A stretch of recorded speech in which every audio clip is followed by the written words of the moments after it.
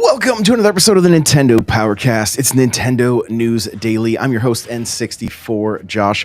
Today's main topic is going to be who should Nintendo acquire next. We're going to jump into that at the end of the show. Before we jump in, make sure you're subscribed on YouTube because we're going to start a new segment on these daily episodes about today in Nintendo history and which games came out. And I'm putting videos out on all platforms, but the most important one right now is YouTube. So make sure you're subbed there. Make sure you're leaving your comments, and I'll be reading them on the episodes because I want to hear from you guys and see if you got any fond memories of these older games. Nintendo News Daily is powered by Elgato, the gear I use for every stream and video, from capture cards to lights. They help me keep the shows running smooth. So you can check them out at n64josh.com/Elgato and make sure to use code N64Josh at checkout. Lastly, if you want to support the show directly, you can become a member on Spotify, Apple Podcasts, or YouTube. That'll give you ad-free listening and an exclusive episode each week. Now, let's talk about our game of the day. Today in Nintendo history was Mario and Sonic at the Winter Olympics. And so I'm not going to go into a ton of detail about each of these games, but we are going to take a look at some of the like fun facts, a little bit of trivia. And when it comes to this game, most of the DS profile artwork is borrowed from earlier games like Super Mario Galaxy, Super Mario 64 DS, Mario Party 7, Mario Party DS, Dance Dance Revolution, Mario Mix, and Mario Party 8, Sonic the Hedgehog 2006, Mario and Sonic at the Olympic Games, and Sonic Unleashed. Other art is either new or borrowed from the Sonic channel. For the female participants in the game, the difference is in their profile arts, is that they are modified to be wearing their respective winter outfits. Bowser's profile artwork is the same as his artwork from Super Mario Bros. Wii, which came out almost a month after this game. So kind of just some fun trivia, fun facts with these with these games. Just, game of the day, today in Nintendo history, and it's super fun for me just looking at the history of these, finding out more info about some of them, getting to know even some of the development and what went into making these games a reality. So super cool. Like I said, I want to be able to read some comments, some fond memories from your past if you've played any of these games or have any just have any fond memories with them. So make sure to subscribe on YouTube and check out the daily shorts. And Nady Nay real quick says that game sucks. No way a plumber beats Sonic in a foot race. Also true. I see Brandon is here. What's going on? Welcome on in, everybody. Good to see everybody. We are live right now. Very soon, guys, we will be doing this on a regular schedule. So I would say probably starting in December, I will have a regular schedule so that it's not just going to be like, oh, it's 8:30 now and oh, it's 7:30 today. It's just the way life is right now. I can't really do much of a schedule, but that is changing here very soon. So we will have a regular schedule for these daily news shows. So I'm really excited for that. I think we're ready to jump into the news. Here we go.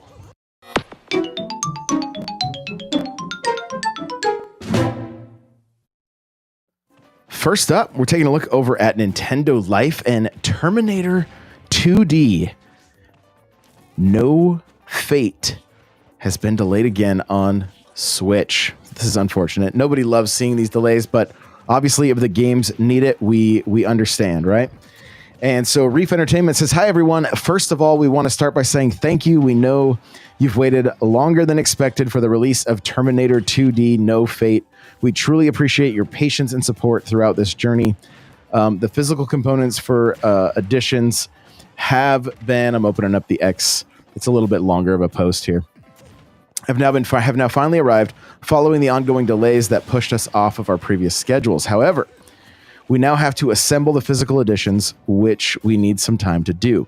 Because of this, we are moving the launch date of Terminator 2D No Fate to December 12th, 2025 for all physical and digital versions of the game. We are sincerely sorry for the repeated delays. We don't take your patience for granted, and we never want to disappoint our community. Our goal has always been to deliver the game that you deserve, and we're almost there. Thank you again for standing by us. We're incredibly grateful, and we cannot wait for you to finally experience Terminator 2D No Fate soon. I'm going to click their... I feel like I have seen this game, but I want to take it. I want to take another look here. This looks like... This is giving me some...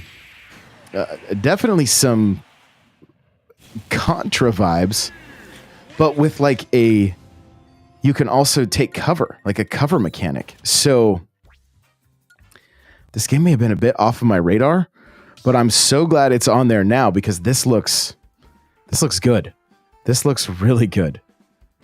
Looks like honestly right up my alley. So I'm very curious on the difficulty of it, but it looks fantastic. So December 12th. Let's hopefully we'll get some hype going for this one because it looks to be pretty rad. This was an interesting thing that I saw this morning that you guys probably downloaded if you heard about it. Nintendo releases a storefront for app or the storefront for app for Android and iOS, and it will show your play activity all the way back to the 3DS and Wii U. Like it's kind of crazy, honestly. Nate says, as far as Terminator, is it a finish or a pull it out? And totally reminds him of RoboCop versus Terminator. Yeah, I was getting similar vibes. I was thinking, for some reason, I've been thinking about RoboCop on the NES and like those Data East games, and like some of them were fantastic. Like I think Bad Dudes was on there. Like there's definitely some stellar titles from back in the day, and that definitely brings that same kind of vibe, just with a modern touch, of course. So, see, Joey Pitts is here. What's going on? So I downloaded this app, and you can purchase your games. You can see your purchase history. You can wish list stuff. You can see your wish list. It's basically the eShop on your phone.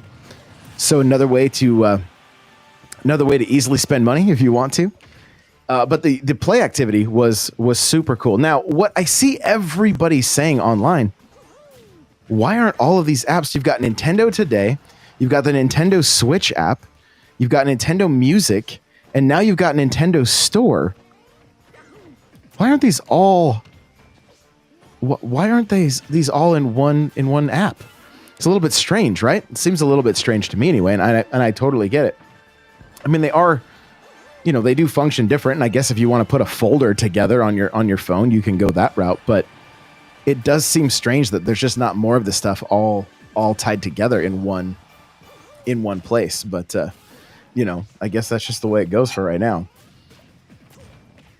Brandon says, yeah, we need one big app, maybe even add little mini games to it. Well, if you guys saw yesterday's show or the video I put out on YouTube, just talking about how I think Nintendo should approach mobile, I'm all about it, like all about it. So Joey says the app is what I use to buy No Man's Sky. There you go. I'm wondering if the app isn't going to be kind of their solution for cleaning up the eShop a bit, or helping it stay a bit more organized, and maybe just kind of keeping the cream to the top, if you will. I'm wondering if that's going to be the case, or what. It's just going to be kind of interesting watching it this time around. It's also very much a push towards digital, right? Because you're not ordering any physical games on this app. That's just not a thing. Not happening there. So, taking a look, Joey says, I think he's talking about No Man's Sky. Yes, it's a little overwhelming, but I'm hoping it becomes second nature like Skyrim. Oh yeah. Yeah. Nate says maybe add a rating system to the store. That'd be a great idea as well. Great idea as well. Get more, get some, I don't know if they could get full on reviews, but at least get some like star ratings. That would be great. The Nintendo Museum has already played host to over 500,000 visitors. Admission continues via randomly selected drawings. It's still a lottery to get in. And that is crazy to me. That is crazy. I get it. I mean, it's a hot place to go. But like, if and when I'm capable and able to go to Japan, I will literally plan my trip around the tickets that I have for the Nintendo Museum. So I'm curious on how it all works. I think it's going to be like, okay, I've got my savings set up for my trip.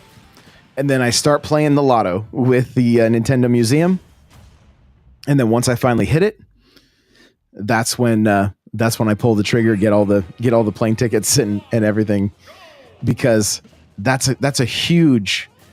I can't imagine going to Japan and not going. Like, I just can't. I can't imagine not being able to get in. And I mean, and I've sweet talked my way into a few different Nintendo events, so who knows, maybe, but I kind of doubt it with this one. I think they're going to want you to have some kind of a pass. I don't think I could schmooze my way into this one. But yeah. And they got cool stuff going on right now too. The limited Super Mario Brothers 40th anniversary ticket design, and it's only available for this year, which is it just adds a little bit of FOMO there. I'm not gonna lie. Kind of wish I was able to get one of those tickets, and who knows, the year's not out yet, so we'll wait and see. But I love that they do this kind of stuff, and maybe you wait long enough, eventually they won't need to do this lottery system. But already, what did it say? I mean, how long has it been open? It's been open to the public for roughly a year, and already seen over half, and so no signs of slowing down really. Like it's still going strong. So I'll look into it more when the time comes, but I definitely want to get in there. It looked like, so I don't know how I'm going to get home with everything. Like when I can finally go, I have no clue how I'm going to fit. Like you can literally get like those life-size N64 pillows and stuff. Like how else will I sleep at night if I don't have my N64 controller? Like I've got to, or the whole Wii remote body pillow. Like you got to have, those are necessities if you're a Nintendo fan and you make your way to the museum. So it's just a matter of trying to figure out how to get all those things back once you visit there. Maybe I like rent a storage unit and then find a local that can just start shipping me stuff as time goes on. I don't know. We'll have to figure it out. It'll be a game in and of itself, just trying to get everything back. Biped 2. Speaking of some indie games here, Biped 2 is a delightfully quirky co-op sequel, and it's out now for the Switch. So I've played the first one. Played the first one for the first time, I believe, either E3 2019 or PAX 2019. It's a very fun game. Great co-op game. Like super, super fun co-op. Love the fact that I'm seeing a sequel and that it's out. I'll look into it further and see about getting you guys some hands-on impressions. They're very fun. They kind of give, I mean, they were out before Astro Boy, but they kind of, or Astrobot, but they kind of give some Astrobot vibes.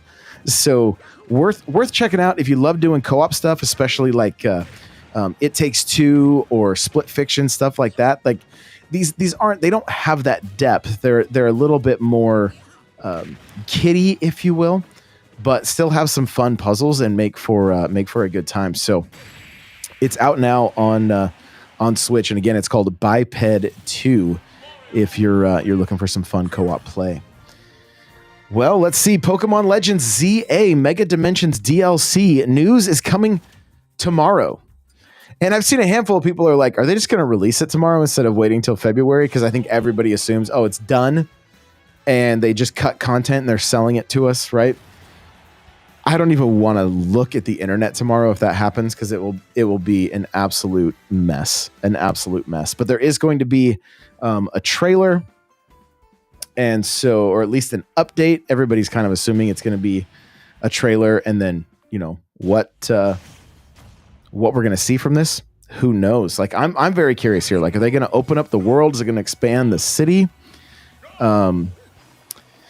Brandon says, no, I want to wait till February, but I am getting close, I think, to finishing soon. I'm getting close as well. And like, I even saw, like, Johnny Bo was like, yo, I just want the DLC now. He might have said it on the show. I can't remember, but he's like, I'm ready. I am ready for this DLC already. And yeah, I'm very curious on how it's going to all play out. And I'm still playing that game daily. I'm having a really good time with it. And very curious on how much they're gonna, if it's gonna expand the world much, or if it's gonna mainly just add new Pokemon and new quests or whatever within that city. I think it would be cool if they did expand a little bit. I think that would make the cost of admission just a little bit better if it added a few more areas, or maybe something outside the city. I would really like to see that. So we'll just have to wait and see. Atari 50 is adding a Pac-Man expansion onto the Switch next week. And this honestly got me kind of excited. Like, I remember, like, I know Pac-Man is not Atari. I don't ever, like, mistake that. But it's also very much, like, it's almost what Mario to the is to the NES, is what Pac-Man to me when I think about the Atari, because that's what I played. I played, like, you played Pac-Man in the arcade in the 80s, and then if you had the Atari, you'd play Pac-Man on there. Horrible. It was not, Pac-Man's not great on Atari. Like, you know how his mouth kind of looks like essentially like a slice of pizza has been removed when it's open? No, on the Atari version, it opens up and down almost like a pair of pliers. Like, it's bad. It's bad. I don't even think the audio is very good, if I remember correctly. And but they are doing multiple versions of it from what I can see here. It says the DLC will include the Atari 2600 version of Pac-Man, alongside the likes of Galaga, Dig Dug, Xevious, I think, and Galaxian from the Atari 2600, 5200, and 7800. And so the 2600, not good. 5200, I believe, was better. And I know for a fact the 7800 was, I believe, Atari's 8-bit system, so it was comparable to the NES. And I remember, like, I had the NES at home. My uncle had the Atari 7800. And it was so different with the Atari controller versus with the Nintendo controller. And I remember not liking it nearly as much. I had kind of, I don't know if I'd outgrown Atari, but I was just like, this is not Nintendo. It is not Nintendo. And I knew it. So, but there's still very fond memories of these games. And Nadine A says, man, Pac-Man was the perfect table arcade game while at the restaurant waiting to be seated. That's funny you say that. Asteroids and Pac-Man were at my childhood dentist office, and it was the tabletop, and I would get to sit. It made the dentist enjoyable, honestly, to be able to go, and I'm like, oh, I get to play Asteroids, and I don't need to have a quarter. I get to play Pac-Man. I don't have to put a quarter in. They were just free to play, and so that was super, super fun. It was fun up until the point that they did not give me enough Novocaine one time while they were doing a filling or a crown, and refused to give me more, and continued to work on my teeth, and I could literally feel everything. So that was the last time we went there, because my mom was like, "Oh, you're not hurting my kid," and so we didn't go back after that. But it was great being able to play Pac-Man and Asteroids without having to use any quarters. While it lasted, anyway. Okay, well, that's going to do it for all of our news. It's time to get into the main topic. Here we go.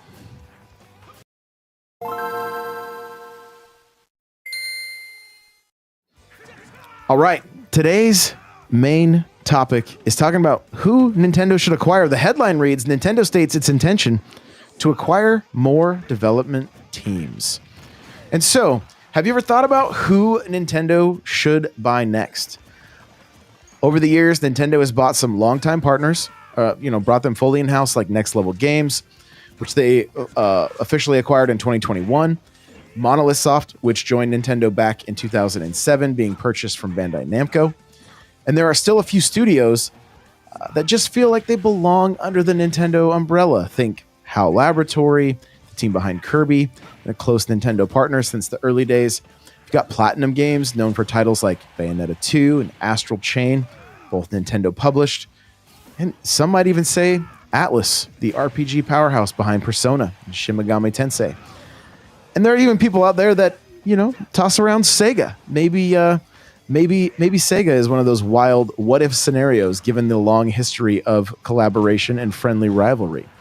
So, let's talk about it. Which studio makes the most sense for Nintendo to acquire? And which ones would completely shake things up? And Nate came in immediately and was like, yo, they should buy Sony. They should buy Sony. Joey Pitts, right off the bat, says Nintendo needs to reacquire Rare. Let's camp on that for a little bit. I would be all for that. I'm a huge Rare fan. I would love to see, especially with the recently canceled Perfect Dark, I would love to see Perfect Dark. In my mind, Perfect Dark will always be a Nintendo IP.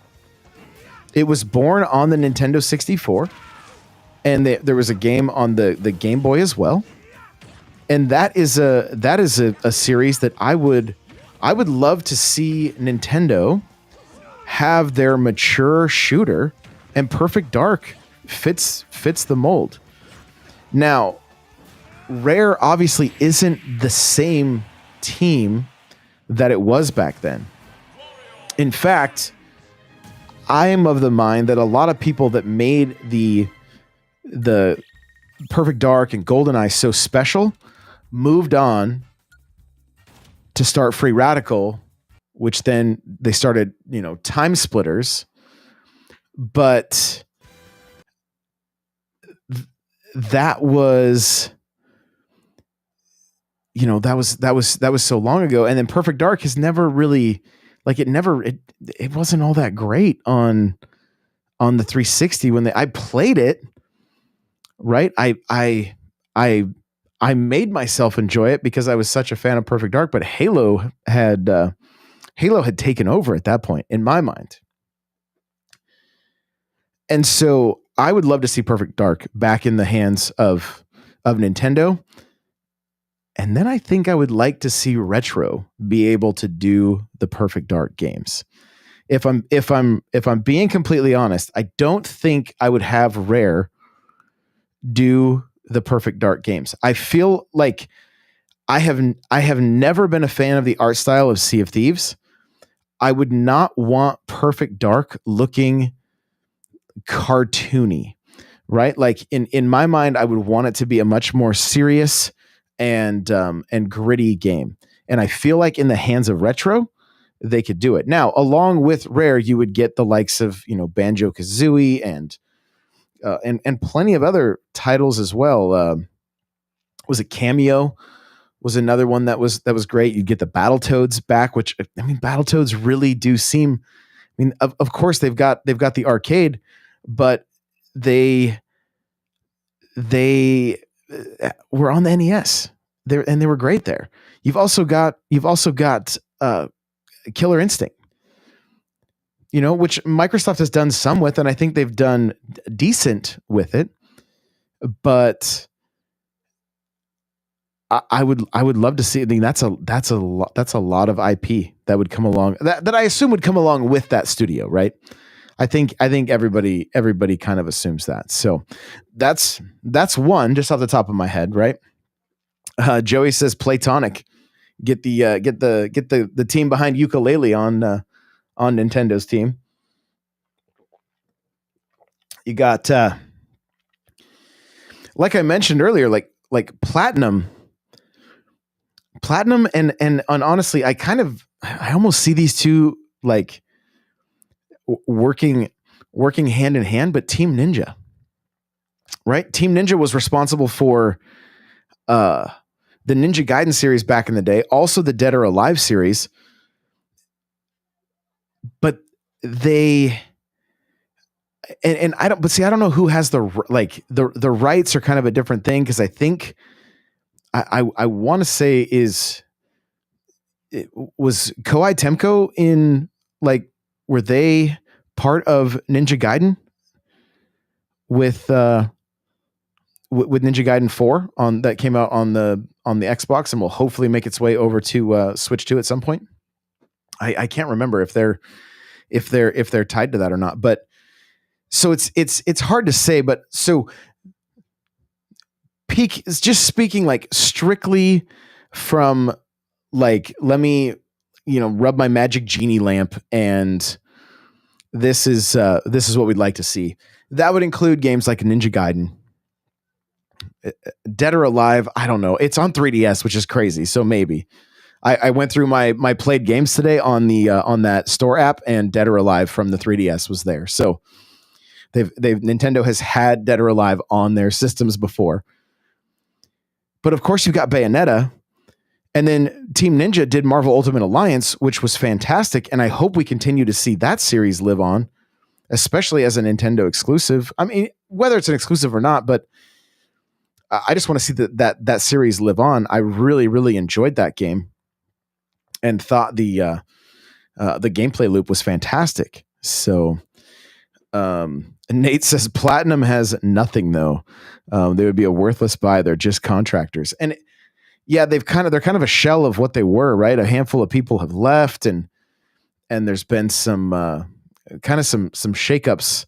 It seems like ever since like Bayonetta 3 seems like it was kind of the start of things kind of going south, with like the voice actress not being happy with things, and then making herself look kind of not so great online, and then you saw, I think even the head of the company ended up leaving, who was the founder or something along those lines. Like, and I don't have the info in front of me, but there was quite a bit of a shakeup within that studio. So pending they come with some killer IP, maybe, but I'm not sure, like who owns Bayonetta. And you've got some, I believe they are tied, and you guys can fact check me as always, but like Wonderful 101, wasn't that a Platinum game as well? You guys can correct me if I'm wrong, but I think that would be great to see some of those games get back into the fold.